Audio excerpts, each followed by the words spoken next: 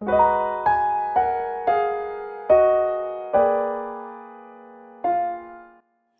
everyone, I'm Ashley Morgan, and I'm here to give some of my insights about Steven Universe and his recent conflict within himself in Steven Universe Future. I have been a fan of Steven Universe since the first season, and I like everything that happened so far. However, I have been observing Steven's conflict in Future for a while now. As someone who is also struggling with her mental state, it hits me very close to home. Now, people start to realize how bad his experiences from the original series were, and how these same experiences are affecting him in Future. And I gotta say that I like the route the Crewniverse is taking on his character arc. Before we start discussing, I want to make two disclaimers. Number one, this video will include some major spoilers for the future, so consider yourself as warned. And number two, that I am not sure if there's already an existing YouTube video about the same topic. Still, I really want to express my thoughts, so here I am. I'm gonna leave my resources used for this video in the description below. So let's get started! So, we know Steven Universe, a boy who has a gem in his belly button and has powers inherited from his late mother Rose Quartz. A member of Gem Rebels called the Crystal Gems, he went through a lot of crazy adventures. In a surprising turn of events, it was revealed that his mother was actually Pink Diamond, and who was presumably shattered by Rose Quartz. The Crystal Gems became upset over the truth, especially Steven. He started questioning everything he was supposed to believe in, especially about his mother. Afterward, he tried to set things right by convincing the Diamond Authority to revert the corrupted gems into their normal state. In the end, he managed to succeed in changing their minds in the right way to govern Homeworld. But that wasn't the end. In the epilogue short series entitled Steven Universe Future, Steven, who was now a teenager, was tasked with managing and establishing a small town and a school for gems and guiding them on their newfound life on Earth. As minimal dangers lurking around to ruin his happy future, he was trying to adjust his teenage life and his newly manifesting diamond powers. In the recent episodes of Future, Steven faced a lot of struggles. To name a few, he tried convincing Jasper to join them at the Little Home School, and he was annoyed by the fact that Garnet, Amethyst, and Pearl still saw him as a little kid. He felt enraged when he found out about Pink Pearl's experience with Pink Diamond. He was terrified that his friends and family would eventually abandon him, and he was rejected by Connie when he proposed to her. With those said, it was evident that it was very overwhelming for our protagonist. Guilt, loneliness, and turmoil started to crawl back, and then things started to unravel badly. But we must ask ourselves, how did Steven's character arc start? What was the status quo regarding the arc? Let's find out. I want to share with you a tweet that inspired me to make this video essay. I put the link of the tweet in the description for you to see. At Leia C Official tweeted with a video, and I quote, "This aged badly and was never cute. This poor boy didn't realize what he was doing to himself, and the fact that it was painted in a way to fool the audience as well just hurts even more." The video was Steven singing his part in the extended theme song, which is, "I will fight to be everything that everybody wants me to be when I'm grown." Steven's character arc started out holding on to this belief that he must be someone everybody wanted him to be. That belief, in my opinion, is very broken to the core.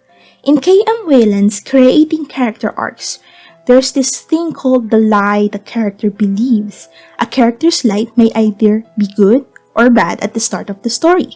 However, there is this lie that has been manifesting deep inside. The lie is vital for one to make a positive change in himself. To quote Wayland, "Your character is incomplete on the inside. He is harboring some deeply held misconception about either himself, the world, or probably both." In some stories, this misconception can either make or break a character. He may not even know he has a problem, especially if that misconception has been miraculously working on him. the lie can be anything. Let's make the three main crystal gems as examples. First, we have Garnet. Once she found out about Rose's secret, she thought that Ruby and Sapphire's relationship was based on a lie. Second, we have Amethyst. She believed that she was a mistake and a parasite as she was made from the kindergarten. Also, she felt that she cannot be the gem she was supposed to be. And lastly, Pearl. She spent a lot of her time thinking that she was powerless and expendable as she was willing to put herself in the line every time Rose was in danger. Now, how does Steven fit into all of this? Well, what I can observe from him in future, he has been burdened himself with a lot of responsibilities that were deeply seated during the original series. It affected much of his self-image and his fear. First, I want to point out that not everyone doesn't start off knowing who they are exactly. I think the part of growing up process is hearing different advice about how we should behave in different environments and in different situations. Role models are also one of the factors in one's self-development since our early childhood, and we learn by mimicking grown-ups. Being someone else is not all that bad unless it started harming one's self-image. Since Steven lived most of his childhood being raised by his three moms and was also pressured from the responsibility of being Crystal Gem, it can be established that he got his broken belief from those factors. Secondly, we need to identify what Steven wants and what he needs. Once we establish the lie, we also establish the thing your character wants. The want is something external or physical. You know what? Let's make an analogy. Your arm is broken, but you have that deadline at work, so you just use a makeshift sling. You say that you're already okay, but it's difficult for you to work while enduring the pain. You drink medicines to ease it, but that's just temporary. The problem here is you're not addressing the lie you believe. You're making yourself enslaved by the lie you have. The lie on earlier issue was you thinking a temporary fix will just work out fine. The want was you doing your best at work. Steven's want was already stated in the extended theme song. He wanted to fight for someone else's sake. He can also be his troubles over his self-image, since almost every character either see him as Rose or as Pink. Now, when there is the lie, there's also the truth, or the thing your character needs. It usually goes to be just a realization, and it will be his way to transform the outlook of himself or the world or both. Once the character finally embraces the truth, it will inspire him to pursue his wants. Steven's need can be either he must fight on his own accord or put himself first before others. Thirdly, I don't think Steven having that broken belief was intended to fool the audience. He was a kid. He didn't understand much of the world around him. There was this hint of innocence, and that made him an idealist. There's still room for him to change his belief. But with this belief begins to backfire, Steven's turmoil also starts to reach the surface. According to creating character arcs, the reason the character believes in the lie is there must be something haunting him from his past, and it is called the ghost. The ghost may be as simple as an ingrained belief. The ghost may be something obviously horrific that the protagonist did or that was done to him or someone he loved. Or the ghost may be something the protagonist embraces without realizing the damage it's causing. The key to identifying the ghost is understanding it will always be the underlying cause for the protagonist's belief in the lie. That passage nails most of Steven's ghost. But to understand more, we must go back from the one episode from the original series that openly displayed some of these ghosts and how it related to his lie. During Mindful Education, which is my favorite Steven Universe episode ever, It briefly showed Steven's chaotic emotions brewing inside him. It involved feelings of remorse and guilt over Steven's inability to convince Jasper, Bismuth, and Eyeball to accept help from him.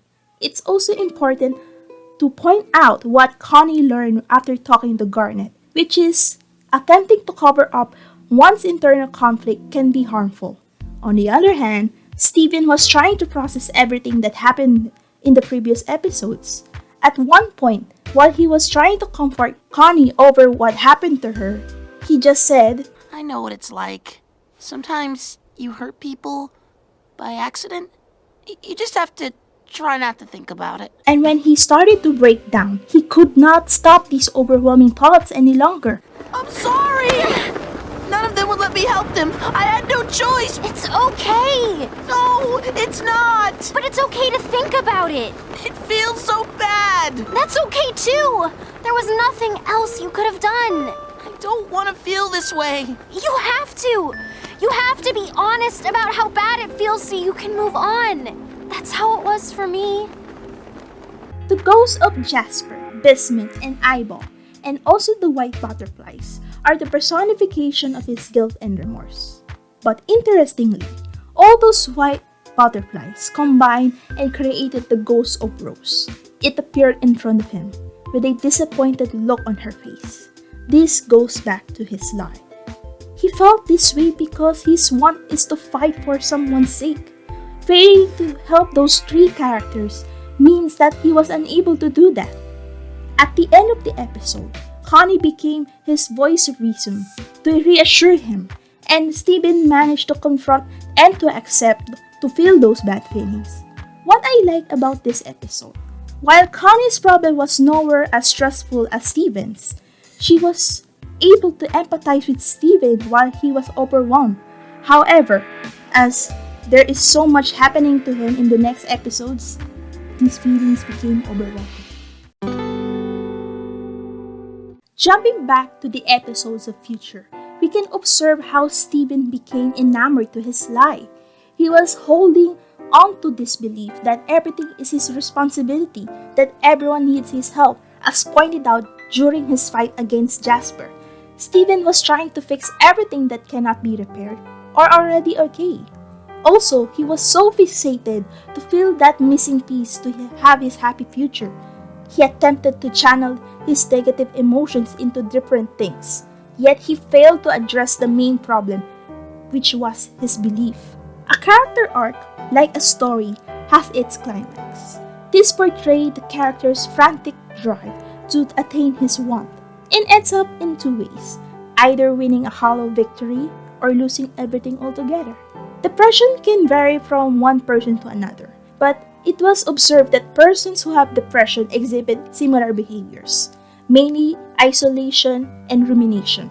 Those two were the side effects of Steven's lie. He asked for help from different people in his life, but he ended up steering himself away because he felt they didn't understand what he wanted. He asked his dad for his help, but he ended up losing some of his respect for him. He tried asking for the Crystal Gem's support, but he didn't want to deal with their empathy and condescension. He went for the diamonds as well, but they couldn't help him to get what he wanted. As it spiraled out of hand, Steven developed uncertainty over who he should be now. Everything is fine. He lost his sense of self and beat himself up with the negative self-talk. After that, his state of mind begins to reflect onto his physical form, and his belief made him a kaiju. The resolution to his arc, I think, made sense. Steven lost his rationality with his chaotic state of mind, that he cannot reason with himself anymore. He can't snap himself out of it. Him turning to a monster was his cry for help. It all relied on his family and friends to be there for him like he was for them.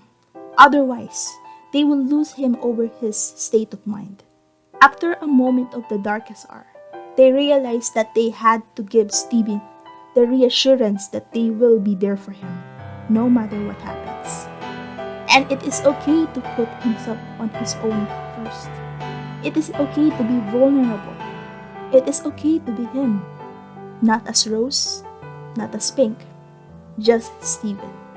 Kaiju Steven began to calm down and turn back into normal Steven. And for the first time, Steven finally expressed his feelings openly and put his own feelings first.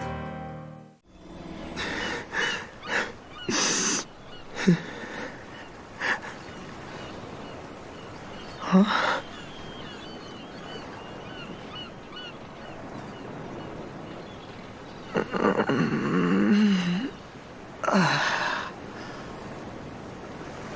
Whoa. I'm... Lion.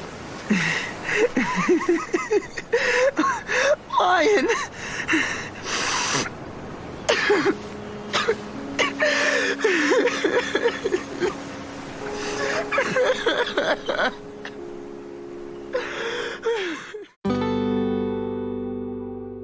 So, what now?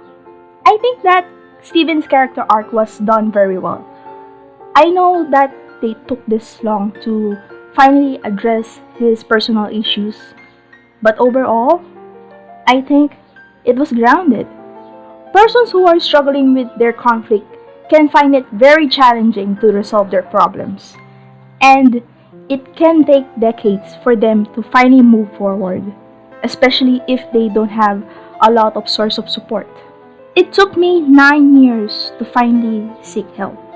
I bottled so many emotions because of my life, that being vulnerable is also being weak, that I'm just a burden to my family and friends for being myself. Now, I'm learning the truth. Being vulnerable is being human. I got people by my side that will support and love me no matter what. I'm glad that I learned what I was believing in was harmful to my well-being because it is a part of the growing up process. Steven Universe and Steven Universe Future hit very close to home for me because it reminded me of the truth. It showed us that vulnerability is not a weakness, that we don't have to live up to anyone's expectations, and that we deserve love. Despite its imperfections, this show really deserves all the respect it receives. And as it is difficult for me to say goodbye, I'm glad I found this show. Thank you, Miss Rebecca Sugar and the rest of the Crewniverse for giving us a spectacular experience. And also, thank you, Steven. And I am glad you got what you need.